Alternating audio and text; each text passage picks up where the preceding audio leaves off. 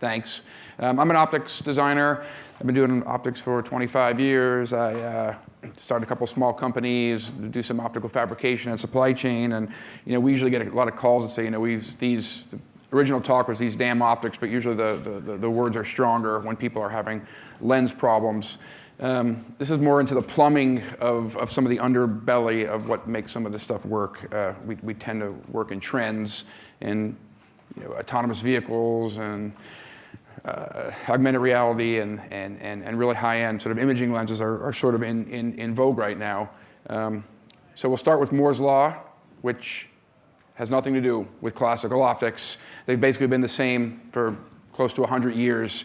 Many of the lens design forms that you look in the patent literature from the 1800s, early 1900s, look really similar to some of the lenses that Zeiss and Leica, et cetera, puts out today. So we more follow Snell's law as opposed to Moore's law. So we move a lot slower.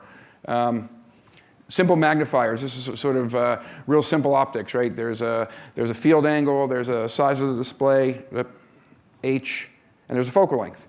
And in the early days, you could put together a nice little AR system to entertain yourself with. And when you're talking about micro displays, you've got this H. H is fixed. It's this big.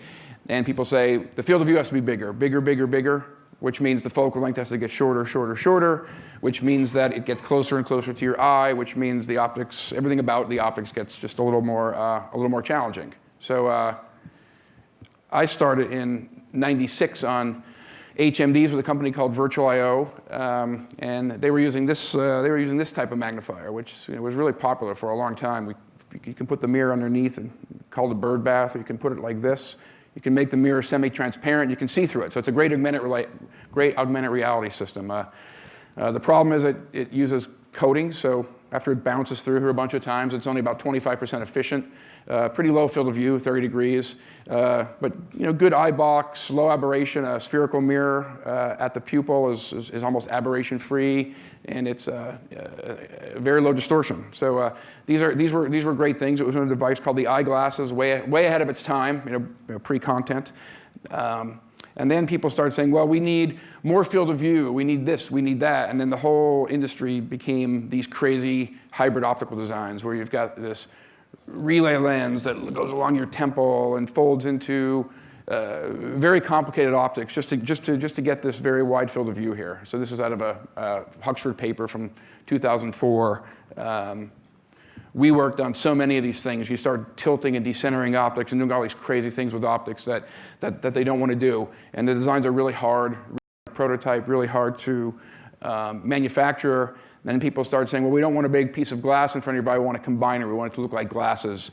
So then the optics even get funkier, even get funkier looking. And there's just umpty-ump variations of this stuff that's happened really only since the late 80s through 2002, 1996. These different time frames. And a lot of it was that people, no one really wanted this. No one really wanted this stuff. So it was sort of a cottage industry. And you knew it was going to take something really, really simple to finally blow. And there was a bunch of guys in Boston, Micro Optical Corporation, whose little single lens through a prism, not even a waveguide, ended up sort of morphing into Google Glass.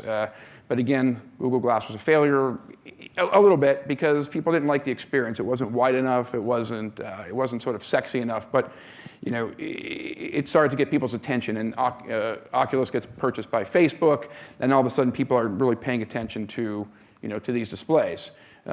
Another big thing that happened sort of along the road here was in 1997, Canon came up with the freeform prism. This was really, really a pretty revolutionary optical design. It allowed one piece, double bounce versus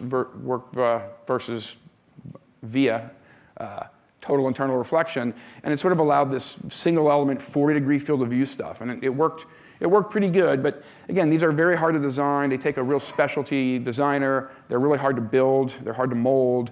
So you couldn't just go out and do one of these yourself. And if you fast forward all the way to 2014, this is just right out of a Magic patent, which they basically hired every person in the industry who has anything to do with this stuff and pulled them down there to work on what they're doing.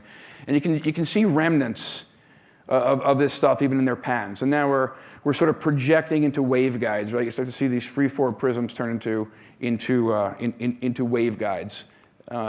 You see Microsoft doing this with HoloLens. This is out of Nokia research, where now, okay, well I don't have a prismatic device. I'm actually going to couple in.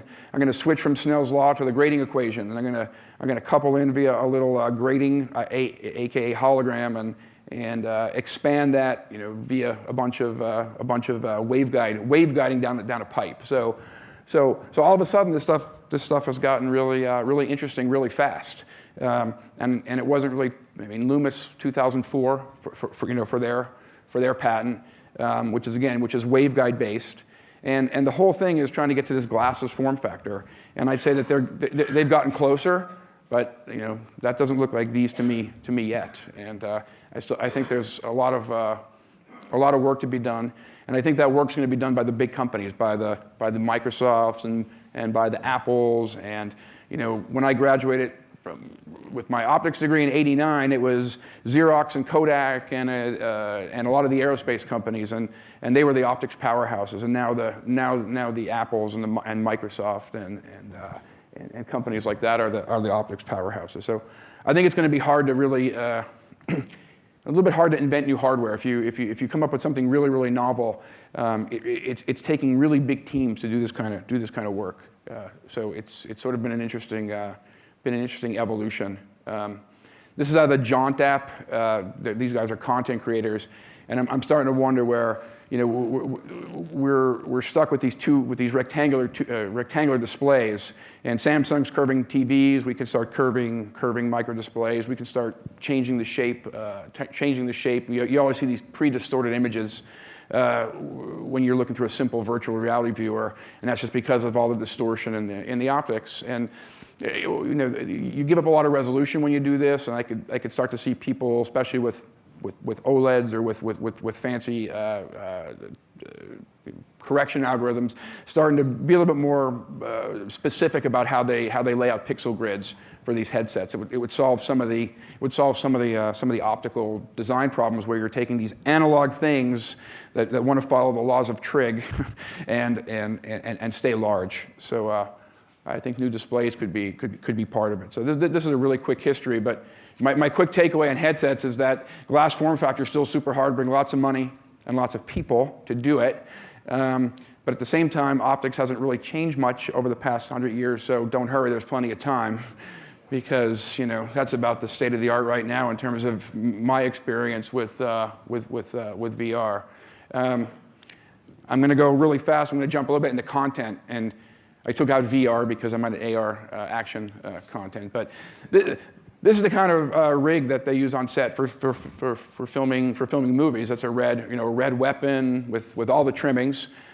And that's a set of Zeiss Master Primes, which cost about $35,000 a lens. They're super fancy. They're rented. We've been lucky enough to work on sets of lenses for Red and come out with a whole set of lenses that cost $20,000, not $35,000 each. And a lot of this optical design is just evolving. Better glasses, more lenses, more precision in putting these things together to achieve these really stunning images. And cinematographers care so much about high-speed lenses and bokeh, and it's all about what's in focus and what's out of focus and focus pulls. These are sort of the language of the modern cinematographer.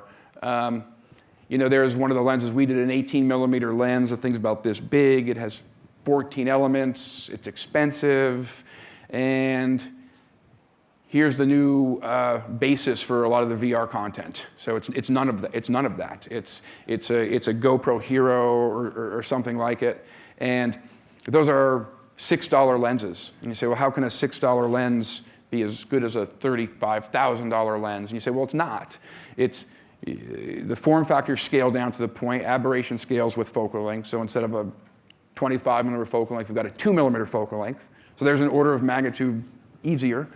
And they don't care about correcting distortion. Half the battle of lens design for photography and cinematography is correcting distortion. It requires lots of optical elements, requires aspheres, requires all these special things.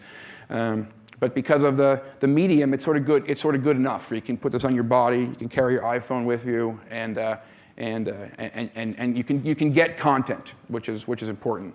So this is sort of the new rig for all these people who are trying to come up with ways to film virtual reality content or augmented reality content. They're not using traditional movie cameras anymore. They're starting to use these kind of rigs, and the lens, in a way, takes a back seat to the stitching and to a lot of the computational horsepower and heat management that these cameras need.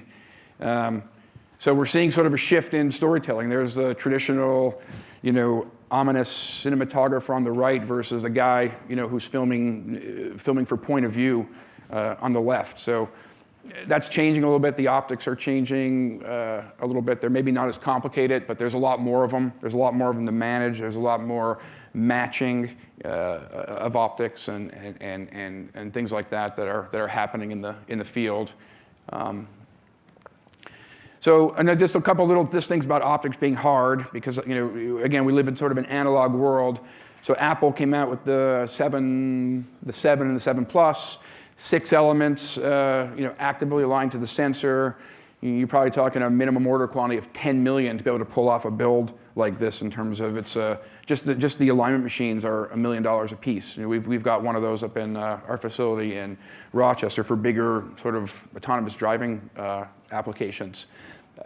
So even with this, even with all their resources and as much money as they wanted to spend on the camera, they still have a bump, right? They still have this bump sticking out of the phone because they couldn't make it small enough, right? And that's, imagine if any, if there's been references to people who have actually met Steve Jobs. I imagine that would have made him freak out, having this bump in the iPhone. So there's just size restrictions in lenses that are hard to solve, and it doesn't always get solved. One last little thing is, there's all this mobile application. Hardware is getting harder because the iPhone decimated the point-and-shoot camera industry, right? I know a lot of point-and-shoot camera factories that are out of work right now, looking for things to build, and a lot of people are building hardware that go onto the iPad or go onto the phone, to sort of augment the capabilities. So is that a good idea? I've got some experience in that. So Structure comes out with a really good 3D sensor. And then at the end of the day, if it's really good, it gets sucked into the phone. So you've got these short lifespans. You've got these opportunities to start these $5, $10, $20 million hardware companies, and then they either have to really continue to innovate or they get bought. So Tangos an example. I did a company a couple of years ago called Moment, which we like to say the best add-on lenses for the phones. They really were.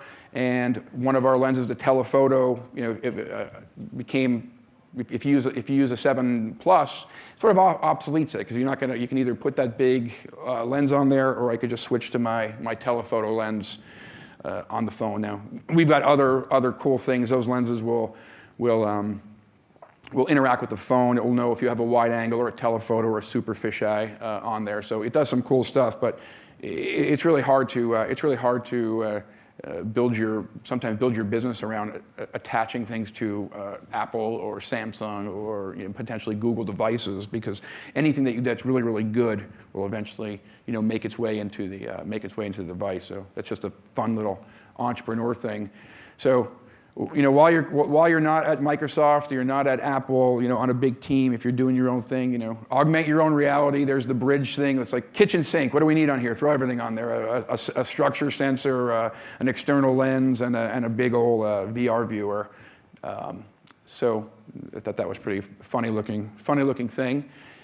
And that's it. So any questions on lenses and optics, I'm happy to answer them.